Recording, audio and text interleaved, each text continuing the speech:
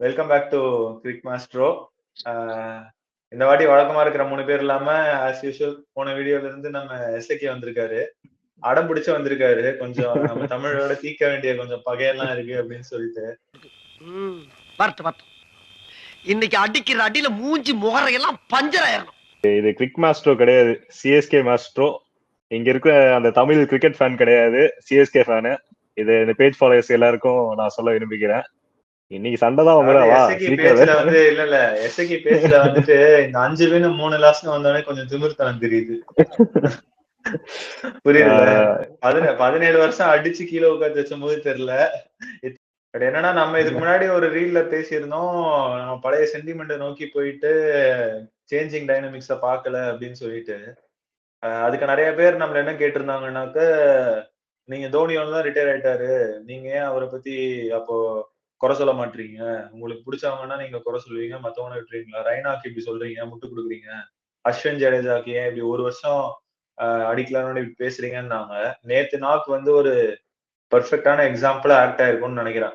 ஏன்னா ஒரு இவ்வளோ ஒரு ஸ்லோவான ஒரு இன்னிங்ஸ் மிடில் ஓவர்ல ஆடிட்டு செலிப்ரேட் பண்றாங்க 50 அடிச்சதுக்கு. ஸ்வாட் செலிப்ரேஷன் ஒருத்தர் தோத்துருவாங்கிறது எக்ஸ்பெக்டடா தான் இருந்தது. ஆனா இவ்வளோ ரன் வித்தியாசத்துல 15 ஓவர்ஸ்லேயே முடிச்சிட்டாங்க ஆக்சுவலா மேட்சை. இது வான்கடை வந்து பேட்டிங் பிச்சு நம்மளுக்கு தெரியும். அந்த மாதிரி பிச்சில் வந்து ஒரு 170ங்கிறது வந்து ஒரு ஸ்கோரே கிடையாது. கடைசி நேரத்தில் அவங்க வந்து டூபேவும் அடித்தான், ஜடேஜாவும் அடித்தான். கடைசி நேரத்தில் தான் அடிக்கிறாங்க 2 பேருமே.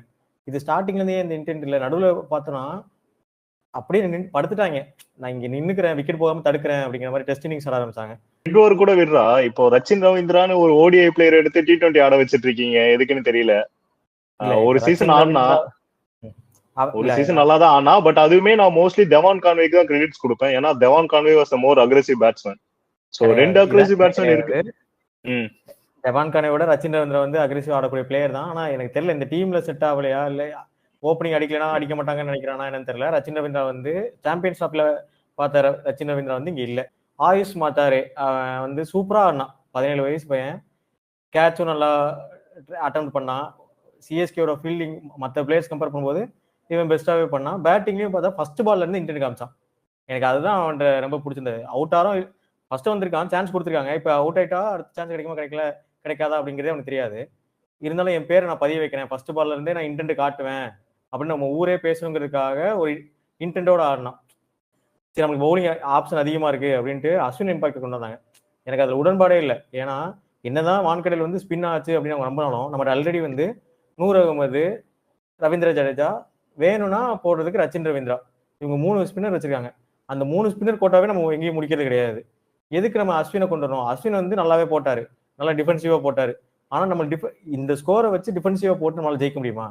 விக்கெட் டேக்கர்ஸ் தான் அவனுக்கு வேணும். அன்சுல் கம்போஜ் வந்து பவர் பிளேல சூப்பரா லைன் லென்த் போட்டு அவன் ப்ரூவ் பண்ணியிருக்கான் அவனுக்கு கொடுத்த சான்சஸ்லாம். அதை கண்டினியூ பண்ணாம நான் புதுசா ட்ரை பண்றேன், அஸ்வினை கொண்டு வந்து நான் பவர் பிளேல விக்கெட் எடுக்கிறேன், அது அந்த இடத்துல சிஎஸ்கே வந்து மிஸ்டேக் பண்ணிட்டாங்களோ.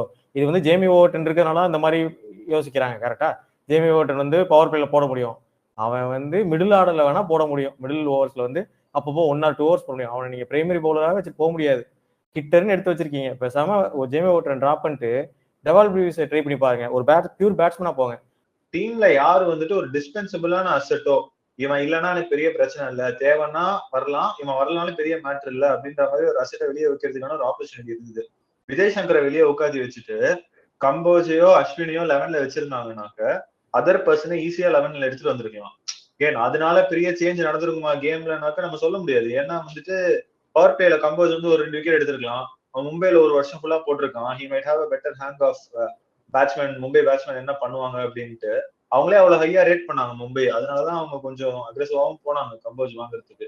அப்போ ஒருத்தன் ப்ரூவும் பண்ணிருக்கான், நிக்கலஸ் பூரன் விக்கெட் எடுத்து கொடுத்துருக்கான். இதுக்கு மேல ஒருத்தன் என்ன ப்ரூவ் பண்ணணும்னு புரியல. அந்த மேட்ச் அவன் விக்கெட் எடுக்கலனாக்கா அந்த மேட்சும் தோக்கதான் போறோம் நம்ம, அதுல டவுட்டே இல்ல.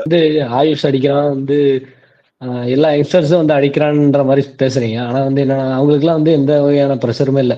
இப்ப முதல் மேட்ச் அவனை இறக்கி விடுறாங்க. இப்ப வந்து அவன் அடிக்கலன்னா அவனை யாரும் வந்து பிளேம் பண்ண போறதில்ல, அவனை யாரும் கிரிட்டிசைஸ் பண்ண மாட்டாங்க. இதுவே இப்ப ராகுல் திரிபாத்தியோ, விஜய் சங்கரோ, ரச்சின் ரவீந்திராவோ இவங்க யாரும் பெர்ஃபார்ம் பண்ணா நம்ம வந்து பேசதான் போறோம், ஏன் அடிக்கல அப்படின்ற. ஸோ வந்து இப்ப ஷேக் ரஷிதி போன மேட்ச் எப்படி விளாண்டா, இந்த மேட்ச் எப்படி விளாண்டா, அந்த டிஃபரன்ஸ் பார்த்தாலே உங்களுக்கு போன மேட்ச் வந்துட்டு இப்ப வந்து அவன் அடிச்சா அவனை பத்தி ஊரே பேசும், ஆனா அடிக்கலன்னா அவனை யாரும் பிளேம் பண்ண மாட்டாங்க. சோ வந்து அந்த பயம் இல்லாம அவன் ஆடினான். சோ இந்த மேட்சும் ஆயுஷும் அந்த மாதிரி தான் ஆடின மாதிரி இருந்துச்சு. சோ வந்து மெல்ல மெல்ல கொஞ்சம் கொஞ்சம் மேட்சஸ் போகும்போது அவனோட ஸ்பாட்டுக்கான நெருடல் வரும்போதுதான் கொஞ்சம் தடுமாறுவாங்கன்னு தோணுது. யங் பிளேயர்ஸ்க்கு வந்து என்ன மென்டாலிட்டி இருக்கோ அந்த மென்டாலிட்டி இவங்களும் வரணும். சோ வந்து நம்மள திட்டினாலும் பரவாயில்ல, நம்ம வந்து இன்டர் காட்டணும். ஸ்குவாட் மிக்ஸ்அப் தான், தோனியை பிளேம் பண்ண முடியாது. கண்டிப்பா ஒரு பேலன்ஸ் ஸ்குவாட் இல்ல. பேலன்ஸ் ஸ்குவாட் கூட சொல்ல மாட்டாங்க, ஸ்குவாட் பேலன்ஸ் தான். அந்த ஃபயர் பவர் இல்ல என்ன கேட்டா. ஒரு 15 பால் 13 வந்தோன்னு அடி பண்ற மாதிரி ஒரு பிளேயர் சென்னையில பார்த்தா தெரியல. அந்த ஃபயர் பவர் மட்டும் அவங்க மேபி உள்ள யாரையாவது கொண்டு வந்துட்டா கூட சடன் டிஃபரன்ஸ் தெரிய சான்ஸ் இருக்கு. அந்த ஒரு எக்ஸ்ட்ரா 20-30 ரன்ஸ் எடுத்து கொடுக்குற ஒரு பிளேயர். ஏன் இவங்க மறுக்கிறாங்கன்ட்டு நம்ம திரும்பி திரும்பி சொல்லிட்டு இருக்கோம்னா, அவங்க பண்ண செலிப்ரேஷன் தான் ஏதோ சாதிச்ச மாதிரியே செலிப்ரேட் பண்ணிருக்கானுங்க. ஆர்சிபி மும்பை மேட்ச் வாண்டடா தான் நடந்துச்சுன்னு நினைக்கிறேன். ஆர்சிபி வின் பண்ண கேம். ஆர்சிபி 200+ அடிச்ச கேம்ல மும்பை வந்துட்டு almost out of the game. Tilak வர்மாவும் ஹர்திக் பாண்டியாவும் அடிச்சு கேம்குள்ள எடுத்துட்டு வந்தாங்க. அதுலயே தெரியுது இது எவ்வளவு நல்ல பிச் ஃபார் சேசிங்னு. எனக்கு பர்சனலா 170ன்றது பார்த்தும் போதே இதெல்லாம் பத்தாத வாய்ப்பே இல்லைன்னு ரொம்ப கிளியரா தெரிஞ்சிருச்சு. அண்ட் யாரோ எடுத்த போது சிஎஸ்கே வந்துட்டு பவுலிங் இருக்குன்னு சொல்லிட்டு இருந்தாங்க. இந்த பிச்சில எல்லாம் வந்துட்டு எந்த பவுலர் இருந்தாலுமே மேபி மலிங்கா பும்ரா மாதிரி பவுலர்ஸ் நல்லா போடலாம். டிக்கெட் சேல்ஸ் வந்துட்டு ஒரு டைம்ல நம்ம சீசன் ஸ்டார்டிங்லயே போய் பார்த்தம்போது கியூ 1.5 லட்சம் 2 லட்சம்னு போயிட்டு இருந்தது. ஒரு 1 செகண்ட் 2 செகண்ட்ஸ்ல நம்ம லாகின் பண்றதுக்கு போது இன்னைக்கு ஆனா ஒரு 2 hours கழிச்சு போனாலே டிக்கெட்ஸ் இருக்கு. இதுதான் வந்து ஃபேன்ஸ் கொடுத்த ஒரு செருப்படினே சொல்லலாம். நீங்க உங்க வேலையை ஒழுங்கா பண்ணீங்கன்னாக்கா ஆப்வியஸ்லி ஃபேன்ஸ் உங்க பின்னாடி இருப்பாங்க. நீங்க தோனியே வச்சுட்டு சும்மா வந்துட்டு தோனின்னு வித்த காமிச்சு குரங்க வச்சு வித்த காமிக்கிற மாதிரி நீங்க வந்துட்டு தோனி இருக்காருன்னு சொல்லி டிக்கெட் வித்துட்டு இருக்க முடியாது. ஏன்னா ஒரு வாட்டியும் நம்ம பார்க்கும்போது டிக்கெட் விற்கிறதுக்குன்னே ரூமர்ஸை கிளப்பி விட்ட மாதிரி தெரியுது. பார்க்கும்போது ஸ்குவாடை ஒழுங்கா எடுத்து நீங்க டீமை பில்ட் பண்ணி சக்சஸ் இருந்தாதான் ஃபேன்ஸும் உங்க கூட இருப்பாங்க. சக்சஸ் இல்லைன்னா ஃபேன்ஸ் போயிருவாங்க. லாயல் ஃபேன்ஸ் ஸ்டே டுகெதர் அப்படின்ட்டு 1008 பேர் டைலாக் பேசுவாங்க.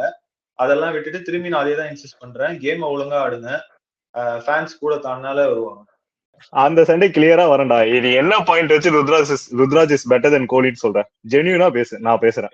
ஆனா என்னன்னா எங்ககிட்ட எந்த பெரிய பிரைம் பவுலரும் இல்ல, பிரைம் பேட்டரும் கிடையாது. எங்கால் கேப்டன் பண்ணும் போது ருத்ராஜ் கேப்டன் பண்ணும்போது அவர் தான் பிரைம் பேட்டரு. பிரைம் பவுலர் வந்து பாத்தீங்கன்னா மேபி பத்திரனா வந்து சொல்லலாம். சரி, உங்களுக்கு வந்து டேல் ஸ்டைன் கொடுத்தாலும் சரி, டேனியல் விக்டோரி கொடுத்தாலும் சரி, மிச்சல் ஸ்டார் கொடுத்தாலும் சரி, நீங்க வந்து 10வது பிளேஸ்ல தான் இருக்கீங்க. இல்ல நான் என்ன சொல்றேன்னா, ஒரு லீன் பேட்ச் இருந்துச்சு ஆர்சிபிக்கு. ஒரு 2-3 சீசன்ஸ் தொடர்ந்து ரொம்ப போரான பெர்ஃபார்மன்ஸ் கொடுத்தாங்க. பட் ஆஃப்டர் தட் எல்லா சீசனுமே குவாலிஃபையர்ஸ் வரைக்கும் போறாங்க, இல்ல அட்லீஸ்ட் லாஸ்ட் மேட்ச்ல தான் நாக் அவுட் ஆறாங்க. இந்த பிஃபோர் கோவிட் உள்ள ஆர்சிபி பத்தி பேசாத. பிஃபோர் கோவிட் பத்தி பேசாதீங்கன்னு ஏன் சொல்லலாம்? பிஃபோர் கோவிட்க்கு முன்னாடி தான் விராட் கோலி கேப்டன் பண்ணாரு. அதுக்கப்புறம் கேப்டன் மாதிரி தான் டீம் நல்லா இருக்கு. அதை ஒத்துக்க மாட்டீங்களா நீங்க? இல்லடா, ஸ்குவாட் ப்ராப்பரா பிக்கப் பண்ணா நீ கேப்டன் சொல்லுவியா இல்ல டீம் மேனேஜ்மெண்ட் சொல்லுவியா?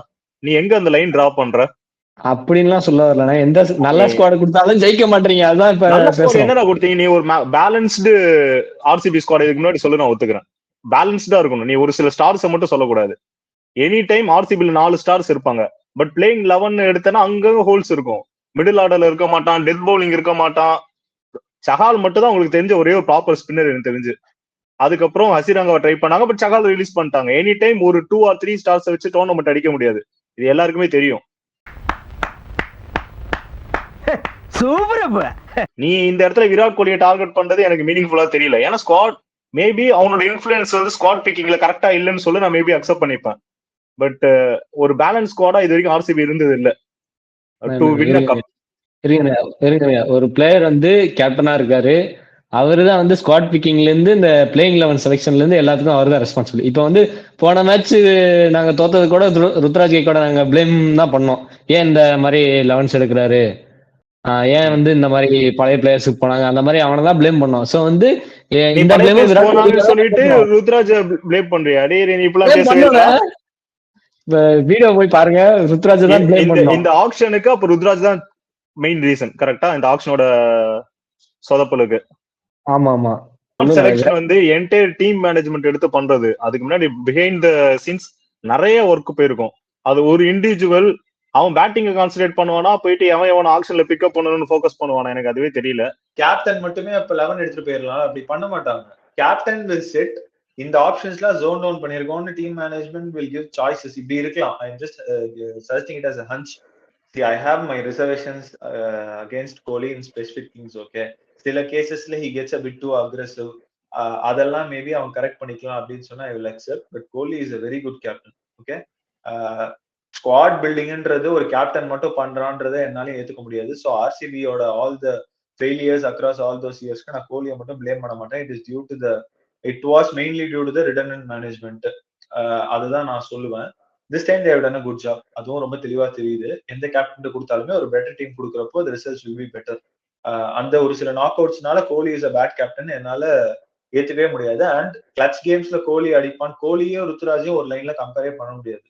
சென்னை இதுக்கு முன்னாடி ஃபிளாப் ஆன அடுத்த சீசன்ஸ் எப்பவுமே ஒரு ஸ்ட்ராங்கான கம்பேக் கொடுத்துருக்காங்க. அந்த ஒரு பெர்ஸ்பெக்டிவ்ல தமிழ் சொல்றான். அதை நான் வந்துட்டு ஓகே மதிக்கிறேன். Chennai has done so well. But என்னன்னாக்க அந்த மாதிரி நடந்த ஒரு பாயிண்ட்ஸ்ல வந்துட்டு எத்தனை வாட்டி அது 10 சீசன் ஐபிஎல் இருக்குன்னு தெரியல. ஓகே 22ல சொதப்பினாங்க, 23ல they won. பட் இப்ப பாக்குறப்ப என்னன்னாக்க they need a complete overhaul. How much they need versus how much supply is there in the market அப்படின்றதுதான் ஒரு மிகப்பெரிய ஒரு கன்சர்னா இருந்தது. பிளேயிங் 11லயே 5-6 ஓட்டை அடைக்க வேண்டியதா இருக்கு. மினி ஆக்ஷன்ஸ்க்கு வர டீம்ஸ் எல்லாம் ஜென்ரலா என்ன பண்ணுவாங்கன்னா 30 கோடி எடுத்துட்டு வந்துட்டு ஒரு 3 பொசிஷன் ஃபில் பண்ண வருவாங்க. எமோஷனல் பெர்ஸ்பெக்டிவ்ல CSK have always given a கம்பேக்னு நம்ம நினைச்சாலுமே அவங்க 5 யங்ஸ்டரை ஸ்கவுட் பண்ண முடியுமா ஒரு சீசன்ல? இல்லனாக்கா ஃபாரின் டேலண்ட்ஸ் வெளியே சப்ளை இருக்கா? இப்ப நம்ம ரீப்ளேஸ்மென்ட் சைன் பண்றதுக்கே நம்ம யாரை சைன் பண்ணிருக்கோம்? டிவால் ப்ரூயிஸ் சைன் பண்ணிருக்கோம். நம்ம தான் சைன் பண்ணணும்னு சொன்னோம். ஆனா ஏன் டிவால் ப்ரூயிஸ் சைன் பண்ணோம்? வேற ஆப்ஷன் இல்ல மார்க்கெட்ல. யார் இருக்கா? கைல் மேயர்ஸ் இருக்கான், ஒரே ஆப்ஷன். அப்போ ஒரு 10 டீம் ஐபிஎல்க்கும் ஒரு 8 டீம் ஐபிஎல்க்கும் எவ்வளவு பெரிய டிஃபரன்ஸ்னு பாருங்க. ஏன்னா 8 டீம் ஐபிஎல்லையும் ஸ்குவாட் சைஸ் 25 தான். கரெக்டா? அப்ப எவ்வளவு டேலண்ட்ஸ் வெளியே இருக்கு. It is much easier to rebuild your squad. ஆனா இன்னைக்கு நிலைமையில it is very very very difficult.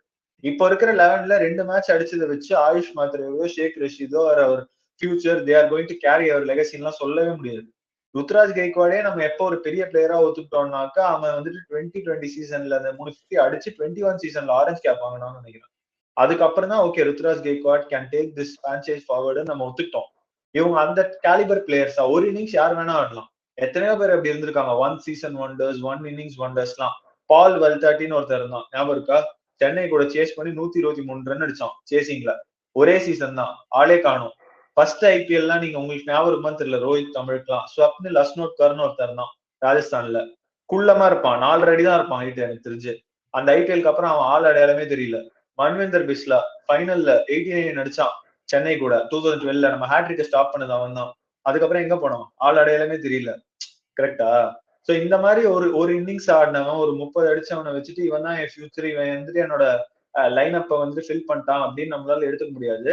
Chennai if they win the cub it will be a miracle next year. I mean so என்ன நான் சஜஸ்ட் பண்ணுவேனாக்கா விஜய் சங்கர் எல்லாம் தயவு செஞ்சு திறத்தி விட்டுட்டு இந்த புது பசங்களை வன்ஷ் பேடியையும் முடிஞ்சா எடுத்துட்டு வாங்க, கம்போஜியும் எடுத்துட்டு வாங்க. அஸ்வின் எல்லாம் இட் இஸ் இனஃப்.